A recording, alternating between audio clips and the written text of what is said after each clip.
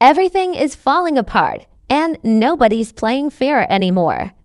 In the Cheese Season 7 Episode 8, lines are crossed, secrets come out, and loyalties get pushed to the limit. If you thought last week was heavy, this episode takes it deeper. Darker choices, raw emotions, and a setup that could change everything. Emmett is in deep, and for the first time, we see just how trapped he's become. On the surface, he's still trying to be the responsible man, running Smokies, being a good dad and showing up for Kiesha. But under all that pressure, he's losing control. This episode opens with Emmett dealing with the fallout from his secret alliance with Douda, and let's be real, this isn't a partnership anymore. It's a leash. Douda owns him, and Emmett's starting to feel the weight of that. He's torn between protecting his family and protecting himself. And every choice he makes just pulls him deeper into a life he never asked for. Asterisk, one of the hardest scenes to watch is the argument between Emmett and his father, Darnell. It's not just a father-son talk, it's a clash of values. Darnell knows something's off and tries to warn Emmett, but Emmett doesn't want to hear it. He feels like Darnell is judging him instead of helping. You can see Emmett fighting the shame of where he's at, while still trying to act like he's got it all under control. It's pride, it's fear, and it's a real look at how Black men are often forced to deal with pressure and silence, trying to be strong while everything around them is falling apart. Asterisk, but Darnell's not giving up. He's old school, and his way of showing love doesn't always come off soft. He drops some real talk on Emmett, basically saying, you can't fix a broken home by building it on dirty money. It hits hard because it's the truth, and Emmett knows it. You see it in his eyes, but at the same time, he's stuck. He's already into deep with Douda, and pulling out now could cost him everything. Asterisk, there's this moment after the argument where Emmett is alone, sitting in his car. No words, just silence, and that's when it really sinks in. He doesn't have a way out. That silence, it speaks louder than anything else in this episode. That's the moment Emmett realizes that every move from here on out is going to hurt someone, either his father, his girl, or himself. He's got no clean options left. Asterisk, what makes this storyline so powerful is that Emmett didn't start out as a villain. He was just trying to take care of his own. But that's the thing about the Chi, even good intentions can lead you to dark places. And right now, Emmett is walking a tightrope between survival and destruction, and with Douda pulling the strings. It's only a matter of time before he slips. Kasha is done waiting. Done being patient. Done holding her tongue while Emmett makes decisions that affect her life without asking. In Episode 8, we see a side of Kiesha that's been building for a while, stronger, louder, and more honest. She's been through so much over the season's trauma, single motherhood, healing, and now she's finally stepping into her power. And it's clear, she's not going to sit back while Emmett lets the streets call the shots in their home. Asterisk early. In the episode, Kiesha senses that Emmett's hiding something. The late nights, the tension, the distance, she's not blind to it. She brings it up, and Emmett brushes her off with the usual I'm handling it kind of answer. But Kiesha doesn't let it go this time. She presses him, not because she's being nosy, but because she's scared of losing the life they've worked so hard to build. She's been through the worst before, and she knows what danger looks like and whatever Emmett's caught up in. It's starting to feel too familiar. Asterisk, there's a powerful scene where Kiesha sits down with Douda, Emmett's mom. It's subtle, but full of weight. Kiesha asks Douda how she dealt with Darnell back in the day, how she stayed strong when the man she loved was caught up in things he wouldn't talk about. And Douda, with all her wisdom, tells her, you can't love someone through their silence. They gotta meet you halfway. That line hits Kiesha hard. You can see it, the understanding that no matter how much she loves Emmett, she can't carry this relationship alone, not again. Asterisk later, Kiesha makes a decision that marks a turning point. She starts looking into real estate programs again, something that's been on the back burner while she focused on motherhood and supporting Emmett. This is her way of saying, if I can't rely on him to lead, I'll lead myself. It's not about leaving him, not yet, but it is about taking back control over her own life. She doesn't want to be another woman stuck waiting on a man to grow up. She's ready now. The tension builds when Kiesha finally confronts Emmett head-on later in the episode. No yelling, no drama, just cold truth. She tells him she knows he's hiding something. She tells him she can't protect their kids from something she doesn't understand. And most importantly, she says, if you keep choosing Douda over us, I'll stop choosing you. That line is a dagger. Emmett hears it, and you can tell it shakes him, but whether he changes, that's still unclear. What makes this storyline so emotional is how real it feels. Kiesha's not perfect. She's not trying to control Emmett. She's just trying to survive. And in a world like the Chi, survival means knowing when to fight and when to walk away. Right now, Kiesha is still fighting, but she's letting Emmett know she won't fight for two people forever. Douda isn't just a villain anymore. He's a storm, and no one is safe from it. In episode 8, we see just how deep his control runs and how smart he is at playing both sides. He's not just dealing in money and muscle, he's dealing in fear. And that's what makes him dangerous. Everyone owes him something. Everyone's scared of what happens if they say no. And Douda, he knows it. That smile of his, that's not charm, that's power. Early in the episode, we see Douda meeting with his crew, and he's calm, collected, like a man who's already 10 steps ahead. He talks about expanding his reach, keeping the streets quiet, and making sure every dollar moves through him. But underneath all that calm talk is a threat.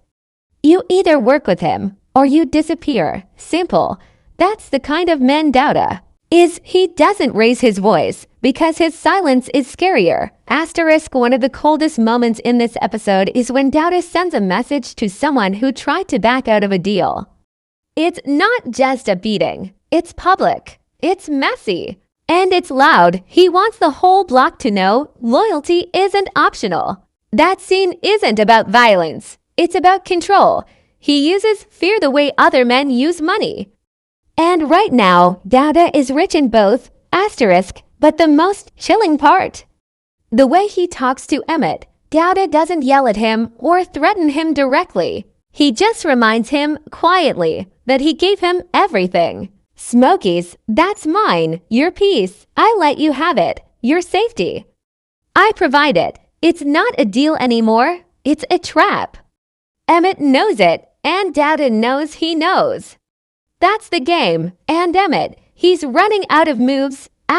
We also get a glimpse into Douda's political side this episode.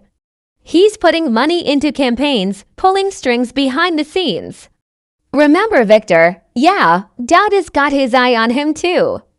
Not to support, but to control. Douda's plan is bigger than just owning streets. He wants to own the system. Get enough politicians in his pocket, and he won't need to hide. He'll run the game from the front row. What's scary is how calm Douda is through all of this. While everyone else is stressing, breaking, and arguing, he's patient. He watches, he waits. That's how he wins. He doesn't need to shout to be heard. He just waits until you need him. Then he names the price. And let's not forget, the younger characters, like Paul Curry. Douda's got eyes on them too. He sees potential, but not in a good way. He sees tools, soldiers, disposable pieces. And if they don't realize it soon, they'll end up just like the others, caught in his web with no way out. This episode makes one thing very clear. Douda isn't going anywhere. In fact, he's just getting started. And as long as he's in the picture, no one's safe, not Emmett, not Victor, not even the people who think they're on his side. Victor is playing with fire, and he's starting to feel the heat. In episode 8, his campaign finally starts to move forward, but not without cost. From the outside, it looks like he's winning polished speeches, shaking hands, kissing babies. But behind the scenes, Victor's fighting for his soul. He got into politics to protect his people, to change things for the better. But now, he's surrounded by people who don't care about change, they care about control. And they're watching his every move.